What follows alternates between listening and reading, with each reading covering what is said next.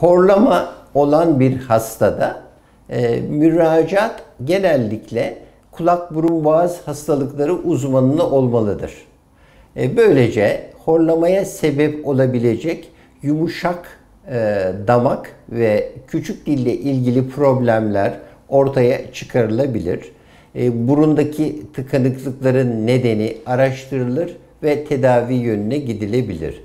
Ancak olay basit horlama değil de horlama ile beraber uyku durumunda nefesin kesilmesi durumlarının görülmesi halinde kulak burun boğaz hastalıkları uzmanının dışında bir nöroloji uzmanı, bazen bir göğüs hastalıkları uzmanı da devreye girip polisomnografi dediğimiz ve kısaca uyku testi diye adlandırdığımız testler yapılır ve o testlerden alınacak sonuçlara göre de sadece bir operasyonla tedavi cihetine gidilebileceği gibi aynı zamanda CPAP ya da BiPAP adını verdiğimiz bazı maskelerle, ki bunlar daha ziyade yeterli oksijeni vücuda aktarmak için kullanılacaktır, tedavi seçeneği ortaya çıkar.